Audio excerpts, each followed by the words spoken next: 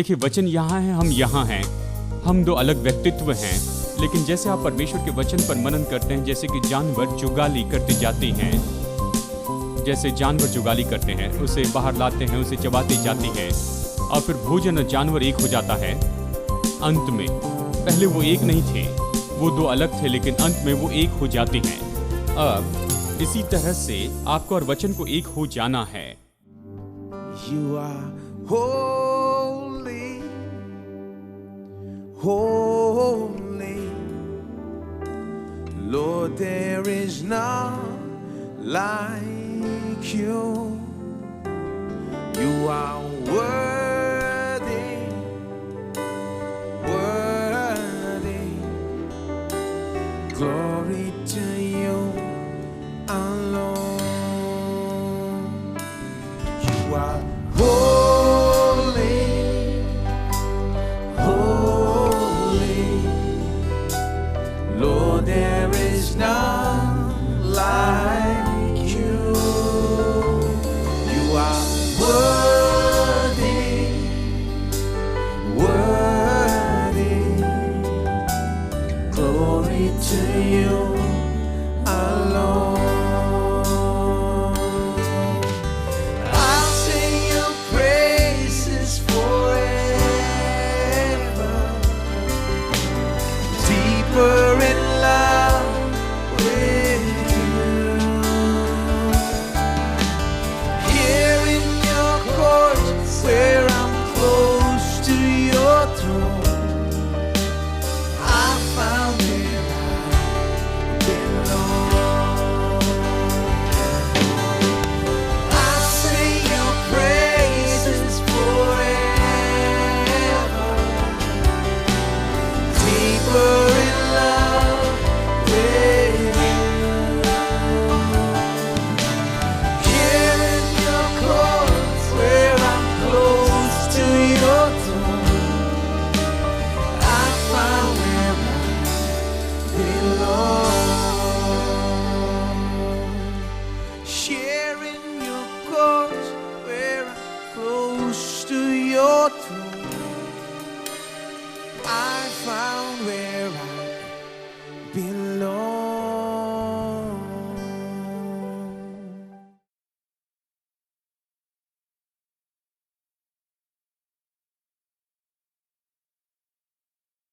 Please मेरे साथ में निकालिए प्रकाशित वाक्य अध्याय 1, प्रकाशित वाक्य अध्याय 1, वचन 5 का अंतिम भाग और फिर वचन 6 पूरा। वो हमसे प्रेम रखता और उसने अपने लहू के द्वारा हमें पापों से छुड़ाया और हमें एक राज्य और अपने पिता परमेश्वर के लिए याजक भी बना दिया। उसी की महिमा और पराक्रम युगान युग रहे, आमेन।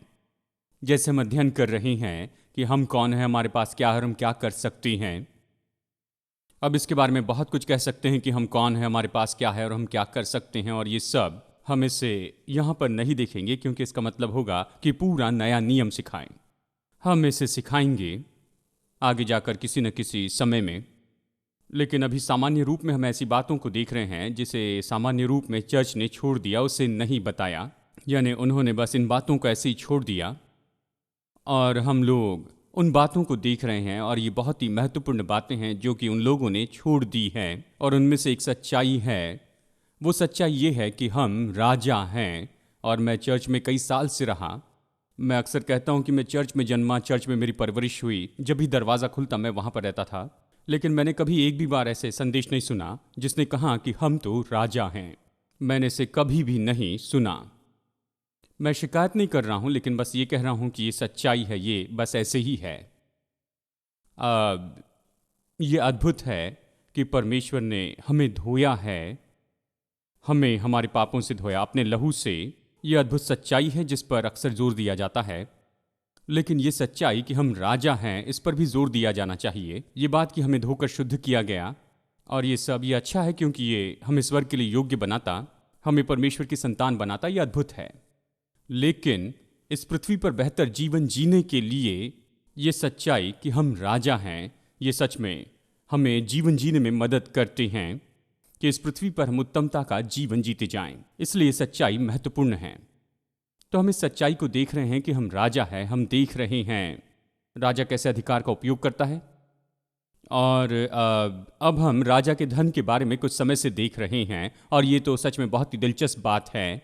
और हम इन सारी बातों को बाइबल के दृष्टिकोण से देखते आ रहे हैं।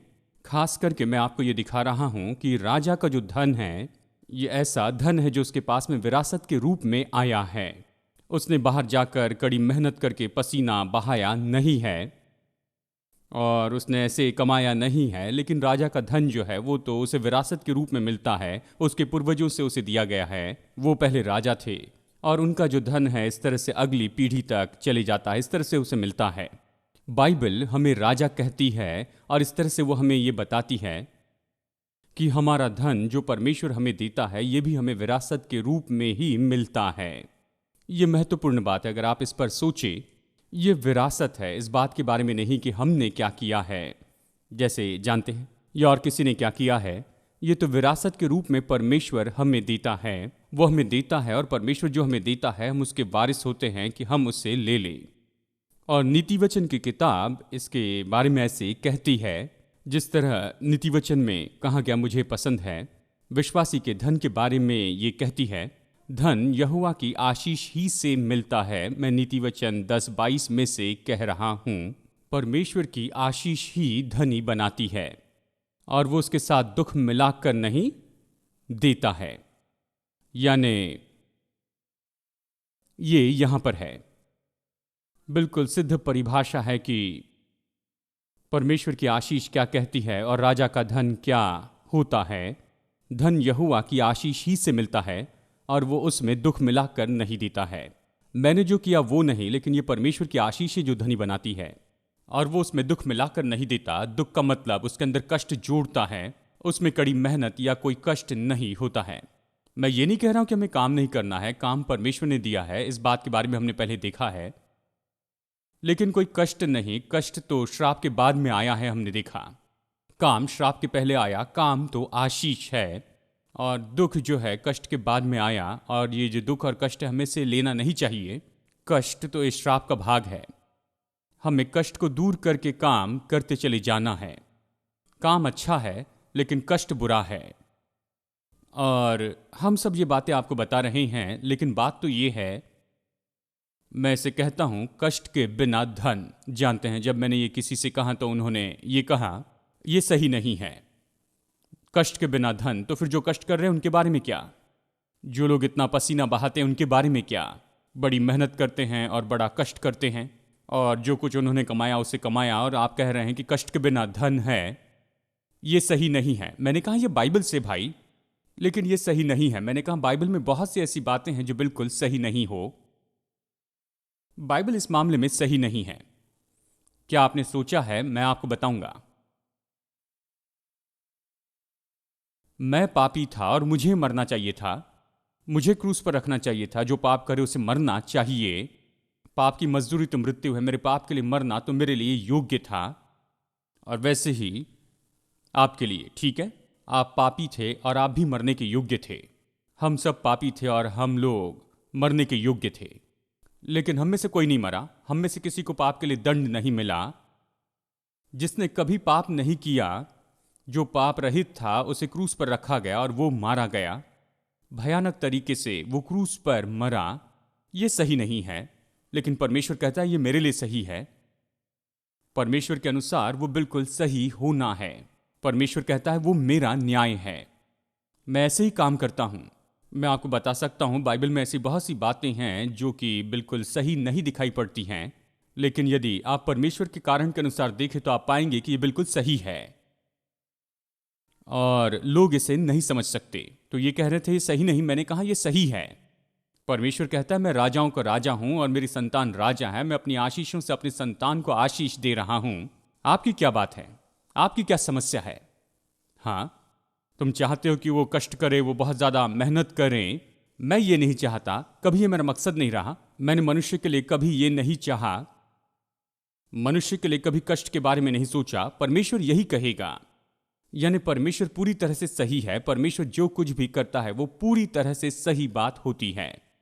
तो चलिए इसे आगे देखते हैं। लोग इसे सोचते हैं कि ये सही नहीं है। ये उनका नया नहीं बनाया गया मन है जिसके कारण वो ऐसे सोचते हैं। हम यही तो देख रहे हैं। केवल नए बनाए गए मन से हम इन बातों को स्वीकार कर सकते हैं और इसकी नवीनता में हम चल सकते हैं। हम कष्ट के बिना धन नहीं पा सकते हैं जब तक कि अपने मन को नया न बनाए और परमेश्वर के जैसे न सोचे। अगर हम संसार के जैसे सोचे तो फिर ये बात सही दिखाई देगी कि हम कष्ट करे पसीना बहाएं, जो ज़्यादा पसीना बहाए उसे सबसे ज़्यादा मिलना चाहिए, ये सही दिखता है। लेकिन परमेश्वर के लिए ये सही नहीं है। परमेश्वर के लिए कष्ट बिल्कुल सही नहीं है। परमेश्वर के लिए आशीष ही सही बात है, और जो लायक नहीं उसे आशीष देना ये तो अनुग्रह है कि उसे आशीष दे जो कि पापी है, जो भक्तिहीन है, परमेश्वर का शत्रु है। वो परमेश्वर के लिए बिल्कुल सही बात है। ये तो परमेश्वर का न्याय है। मैं क्या कर सकता हूं? ये परमेश्वर का अनुग्रह है, ये परमेश्वर का प्रेम है। तो हमें मन नया बनाना होगा। जब तक कि हम अपने मन को नया न बनाए हम कभी भी नहीं चल सकते इस धन की वास्तविकता में जिसके बारे में हम कह रहे हैं, क्योंकि हमारा मन इसे कभी नहीं समझ पाएगा। हम इसका स्वागत नहीं करेंगे और इस कारण हम कभी इसमें जी भी नहीं पाएंगे। तो पौलुस रोमी अध्याय 12 वचन 2 में कहता है, हम इसे अक्सर पढ़ते आ रहे हैं। वो कहता है, संसार के सदृश न बनो लेकिन तुम बदलते जाओ। इस संसार के सदृश न बनो परंतु बदल जाओ अपने मन के नए हो जाने से। बदलना मतलब पूरी तरह बदल जाएं, मन को नया बनाने से। यानी हर विश्वासी को यहां पूरी तरह से बदलना होगा, अपनी सोच में पूरी तरह बदलना होगा। तभी हम सच में मसीह जीवन जी सकेंगे और हम सच में परमेश्वर की इच्छा को अपने जीवन में पूरी कर सकेंगे। परमेश्वर की इच्छा अगर आप इससे प्रकट करना चाहते हैं, दिखाना चाहते हैं कि ये परमेश्वर की इच्छा है, मैं प्रभु की इच्छा में जी रहा हूं, तो आपको अपने मन को नया बनाना पड़ेगा, तब साबित कर पाएंगे। परमेश्वर के वचन को वास्तविकता में और हमारे जीवन में सच्चाई के रूप में साबित करेंगे। तो वो कहता है कि संसार के सदृश न बनो परंतु अपने मन के नए हो जाने से तुम भी बदल जाओ। और मैंने आपको बताया है कि ये बदलाव कैसे होता है। मन का जो बदलाव है, मन का नया होना, ये तो एक क्रिया के द्वारा होता है जिसे मनन कहते हैं। और इसलिए यहोशू प्रतिज्ञा के देश में प्रवेश करने के पहले, जानते हैं पहली बार उन्होंने इसे असफल किया। पहली बार तो वो बिल्कुल वहां पर प्रवेश की जगह पर आ चुके थे। उन्होंने जानने के लिए जासूस भेजे लेकिन प्रवेश नहीं कर पाए क्योंकि उनका मन अनुमति नहीं दे रहा था। ये नहीं कि परमेश्वर ने उनकी कोई मदद नहीं की, परमेश्वर ने कहा तुम्हारा है, लेकिन वो उसमें प्रवेश नहीं कर पाए क्योंकि उनका मन इस बात को नहीं समझ पाया कि वो दूध और मधु के देश के मालिक हो सकते हैं। देखिए, समझ नहीं पाए। वो गुलाम थे, 370 साल तक गुलाम थे। गुलामी का ये लंबा समय है। वो गुलाम थे अपने परदादा के जमाने से। उनके परदादा के परदादा भी गुलाम थे, गुलामी के सिवा कुछ नहीं जानते थे, जानते हैं। और इसलिए दूध और मधु का आनंद उठाने के बारे में सोच नहीं पा रहे थे। ये तो उनके सिर में भी नहीं आया कि प्रभु ने ऐसे घर रखे हैं जो उन्होंने नहीं बनाए, कुएं जो उन्होंने नहीं खोदे, और दाग की बारी जो उन्होंने नहीं लगाई, उसके फल वो खाने वाले थे। ऐसे घरों में, उन घरों में वो रहेंगे, इस बात के बारे में वो बिल्कुल विश्वास नहीं कर पाए। कहाँ हम कैसे ये सब कुछ पा सकते हैं? कैसे तैयार घर हो सकते हैं और कुएं तैयार हो और सारे पेड़ और पौधे बिल्कुल तैयार हो? और ये सब उनका मन इन बातों को नहीं समझ पाया, इसलिए उसमें प्रवेश नहीं कर पाए। मैं जानता हूं कि यहोशू सोच रहा होगा कि इस समय भी कैसे वो इसे बर्बाद कर देंगे, क्योंकि परमेश्वर ने कहा 7 दिनों तक इस शहर के 7 चक्कर काटो। ठीक है, और ये तो काफी समय था कि इस्राएली लोग यहाँ पर परेशानी लेकर आए। वो परेशानी उत्पन्न करने वाले लोग थे। तो वो सोचने लगा कि ये लोग चुपचाप ऐसे चक्कर नहीं काटेंगे। वो एक दूसरे से बातें करेंगे, कहेंगे यहोशू पागल हो गया है, तुम्हें लगता है ये शहरपनाह गिर जाएगी, देखो ये शहरपनाह कितनी बड़ी है, देखो। वो सच में पागल है और हम सब चल रहे हैं क्योंकि उसने कहा है। वो कुछ कहकर सब कुछ बर्बाद कर देंगे। इसलिए परमेश्वर ने कहा उनसे कहना चुप रहना, कोई कुछ नहीं कहेगा। जब तक मैं न कहूं चिल्लाए, कोई कुछ नहीं कहेगा। सभी को शांत रहना होगा, जानते हैं। और फिर परमेश्वर ने कहा कि इसके पहले कि तुम कदम बढ़ाओ और उस देश में प्रवेश कर लो, सबसे पहले अपने मन को तैयार करो। और इसीलिए उसने कहा, यहोशू 1:8 में उसने यहोशू से ये कहा, व्यवस्था की ये पुस्तक तुम्हारे मुंह से कभी अलग न होने पाए, परंतु इसी पर दिन रात मनन करते रहना, ताकि इसमें जो कुछ भी लिखा है उसे करने की तू चौकसी करे। तब तेरे सारे मार्ग संपन्न होंगे और तू अच्छी सफलता प्राप्त करेगा। इंग्लिश में इसे अच्छी तरह से बताया गया। पिछली सभा में मैंने इंग्लिश में से बताया और इसका अर्थ उन्हें बताया। यहाँ पर जो इंग्लिश अनुवाद है वो अच्छा है। तब तुम्हारे सारे मार्ग संपन्न होंगे और तुम सफलता पाओगे। सरल शब्दों में कहे, जीवन में संपन्नता और सफलता परमेश्वर के वचन पर मनन करने से ही आते हैं। संसार कहता है संपन्नता और सफलता कड़ी मेहनत से आती है, पसीना बहाना पड़ता है कि हम संपन्न हो जाए और सफल हो जाए। प्रभु कहता है नहीं, मेरा तरीका अलग है, ये मनन से आता है। व्यवस्था की ये पुस्तक तुम्हारे मुंह से दूर न होने पाए, ये हमेशा तुम्हारे मुंह में बने रहे। याद रखिए, कहता है मुंह में, और इसमें जो कुछ भी लिखा है उसे तू करने की चौकसी करना, तब तुम अपने मार्गों को संपन्न करोगे। सब कुछ तुम्हारे साथ में अच्छा ही होगा और जीवन के हर क्षेत्र में तुम संपन्न होगे और तुम अच्छी सफलता प्राप्त करोगे। तो मनन, जैसे मैंने आपसे कहा है, ये तो ऐसी क्रिया है जिसके द्वारा परमेश्वर हमारी मदद करता है कि परमेश्वर के वचन को ले जो यहाँ है, और हमारी मदद करता है कि हमें से अपने जीवन का भाग बना ले। देखिए, वचन यहाँ है, हम यहाँ हैं, हम दो अलग व्यक्तित्व हैं। लेकिन जैसे आप परमेश्वर के वचन पर मनन करते हैं, जैसे कि जानवर जुगाली करते जाते हैं, जैसे जानवर जुगाली करते हैं, उसे बाहर लाते हैं, उसे चबाते जाते हैं, और फिर भोजन और जानवर एक हो जाता है अंत में। पहले वो एक नहीं थे, वो दो अलग थे, लेकिन अंत में वो एक हो जाते हैं। अब इसी तरह से आपको और वचन को एक हो जाना है। आप कैसे एक होते हैं? देखिए, जब आप इस जगह पर पहुंचते हैं, केवल तभी संपन्नता और सफलता मिलती है। इसे कैसे करते हैं? ये कहता है मनन के द्वारा आप वचन को लेते हैं। प्रभु कहता है मैंने ये देश दिया, दूध और मधु तुम्हारा है, ये यहाँ है, तुम इसे ले लो, इसे ले लो और इसे भीतर में रखो। मनन के द्वारा, देखिए मनन ही तो है जहाँ पर हमने इन शब्दों को देखा है, जिसके बारे में मैंने आपको बताया। मनन के लिए शब्द हैं, विचार करना एक शब्द है, मतलब इसके बारे में सोचना, और अध्ययन करना एक और शब्द है, जिसमें आप रिसर्च करते हैं, देखते हैं कि इसका अर्थ क्या होता है। ये भी एक तरह का मनन होता है। और फिर बुदबुदाना, ये है, ये तो धीरे धीरे परमेश्वर के वचन को खुद से कहते जाना है, बुदबुदाना। और फिर मैंने आपको एक और वचन दिखाया था, भजन संहिता 143 वचन 5 से। ये सच में एक बहुत ही अजीब ऐसा इंग्लिश शब्द है, वो है म्यूज। ये शब्द म्यूज, इसके लिए बाइबल के हर एक विद्वान जो हैं यहाँ पर इस म्यूज शब्द के लिए अपना अर्थ देते हैं। जैसे जानवर जुगाली करते हैं, यही तो इसका म्यूज शब्द का अर्थ है। कुछ अनुवाद इतने अच्छे से नहीं कहते हैं, वो कहते हैं बस सोचना।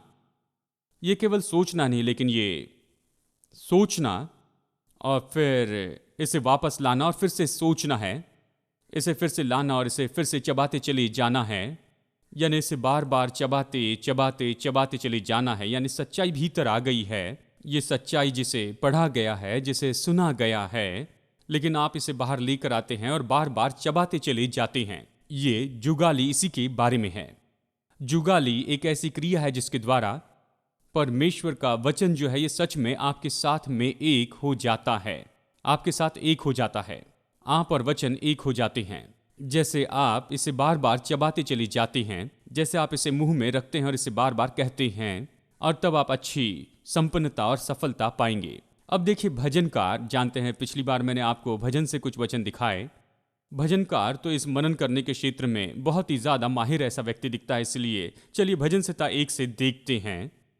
भजन 1 वचन 1 से 3 ये कहता है, धन्य वो पुरुष जो दुष्टों की युक्ति पर नहीं चलता। अब आपको इसकी ओर गौर करना होगा। मैं जानता हूं, जैसे मैंने भजन 1 पढ़ना शुरू किया, आप लोग कह रहे हैं हाँ मैं इसे बचपन से ही जानता हूं, संडे स्कूल में मैंने इसे सुना है। चलिए देखते हैं कितना जानते हैं। ठीक है, अक्सर यही समस्या होती है कि जो हम सोचते हैं कि हमें पता है, उसे अनदेखा करते, क्योंकि सोचते हमें पता है तो हम सच में उसे देखते नहीं हैं। वो क्या कहता है उसे नहीं देखते हैं। जो बातें मैं जानता हूं उसके बारे में बहुत ही सावधान रहता हूं, क्योंकि मैं जानता हूं कि जो बातें मैं बहुत ज़्यादा अच्छे से जानता हूं उसमें जानने के लिए और भी कुछ है। तो मैं इसे ऐसे देखता हूं जैसे पहले कभी नहीं देखा हो। तो चलिए इस बहुत ही परिचित, सबके परिचित वचन को हम देखते हैं, सभी विश्वासियों के लिए। चलिए देखते हैं। क्या ही धन्य है वो पुरुष जो दुष्टों की युक्ति पर नहीं चलता और न पापियों के मार्ग में खड़ा होता है, न ठट्टा करने वालों की मंडली में बैठता है, परंतु वो तो यहोवा की व्यवस्था से प्रसन्न रहता है और उसकी व्यवस्था पर दिन रात ध्यान करता रहता है। मैं सोचता हूं उसी परमेश्वर ने इससे भी कहा है, जिसने यहोशू से कहा, उसने इसे यही विचार दिया। इसके पास में बिल्कुल यही विचार है। वो उसकी व्यवस्था पर दिन रात मनन करता है। उसने सफलता के लिए भेद को जान लिया है। वो तो जानते हैं, ये एक चरवाहा था, भेड़ों की देखभाल करता था, सामान्य व्यक्ति था, पर राजा बन गया। और उसके जीवन के अंत के बारे में बाइबल कहती वो बहुत ही धनी था, बहुत ही बूढ़ा व्यक्ति था।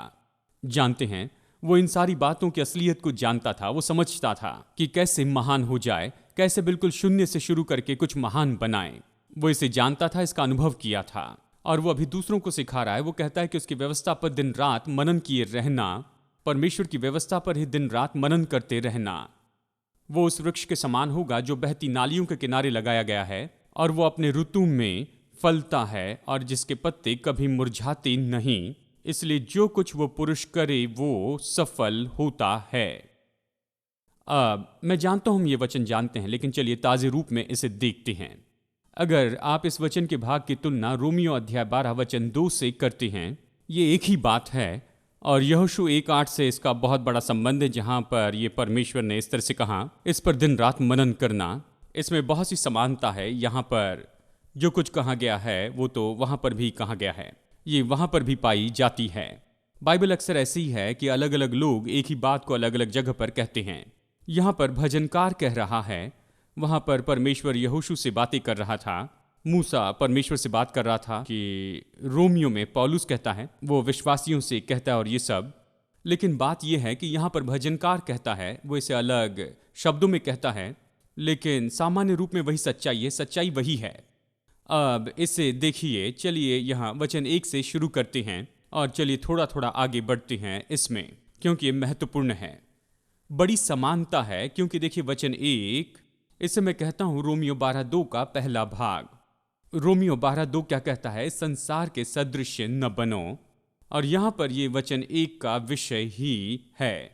क्या ही धन्य है वो पुरुष जो दुष्टों की युक्ति पर नहीं चलता और न पापियों के मार्ग में खड़ा होता है और न ठट्टा करने वालों की मंडली में बैठता है। शायद हो सकता है कि आप इसे न समझे जैसे यहाँ पर कहा गया है। चलिए समझाता हूं इसका मतलब क्या है।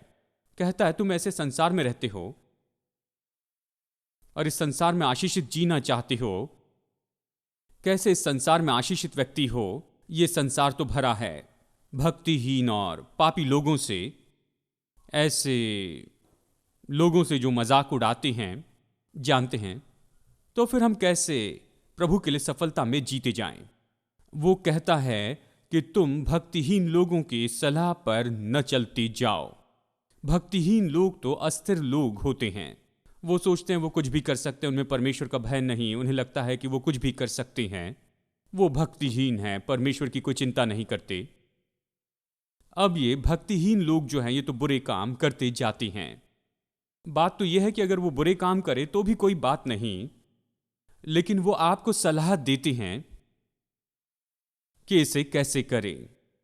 वो खुद केवल इसे नहीं करते, लेकिन वो तो बहुत अच्छे सलाहकार है जब ये बात आती है कि दूसरों को बताए कि कैसे भक्तिहीन काम करते जाएं। भक्तिहीन लोगों को देखा है वो बहुत अच्छे प्रचारक होते हैं। विश्वासी लोग ऐसे नहीं होते हैं। हम बिल्कुल चुप रहते हैं, प्रभु के बारे में किसी को बताना नहीं चाहते।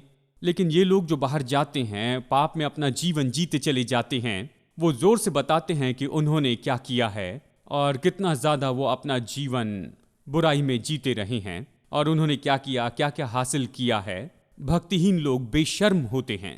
वो भक्तिहीन और गलत काम करते हैं। वो जोर से इसके बारे में कहते हैं और बड़े घमंड से इसके बारे में कहते हैं, और फिर वो आपको सलाह देते हैं। कहते हैं तुम्हें इसके बारे में पता नहीं, चलो मैं तुम्हें दिखाता हूं। तुम मेरे साथ आओ, मैं तुम्हें ले चलता हूं। तुम मेरे साथ आओ, मैं तुम्हें दिखाता हूं कि कैसे शराब पिए, कैसे इसे खाए, कैसे इसे करे। मुझे पता है, मैं तुम्हें दिखाऊंगा। देखिए वो बहुत अच्छे सलाहकार होते हैं। Clap our hands. Jesus is alive.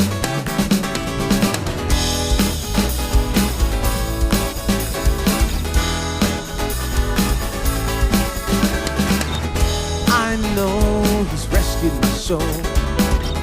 His blood has covered my sin. I believe. I believe.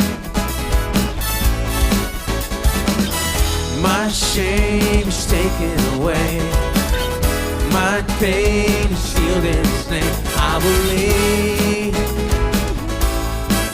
I believe. I'll raise the banner.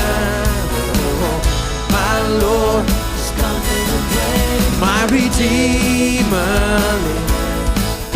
My Redeemer lives.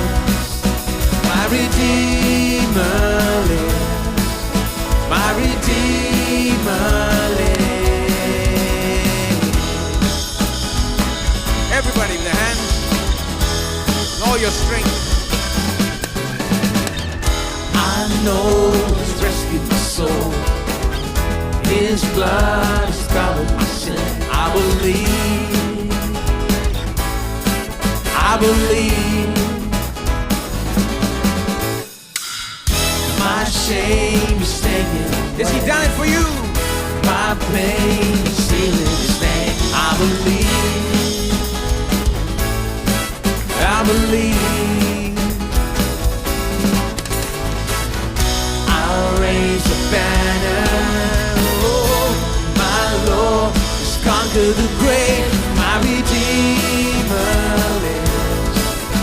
My Redeemer lives. My Redeemer lives. My Redeemer. My Redeemer. My Redeemer lives. My Redeemer lives. My Redeemer. My Redeemer lives. You lift my burden. I'll rise with you.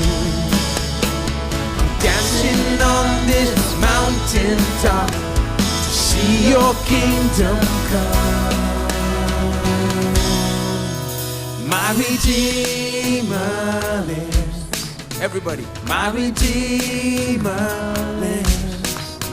My Redeemer lives.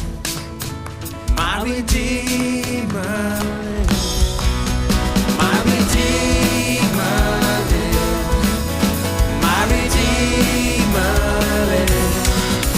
My Redeemer lives. My Redeemer lives. My Redeemer lives. My Redeemer lives.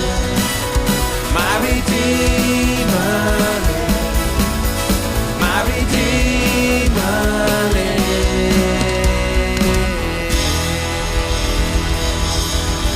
Oh, clap your hands and praise your living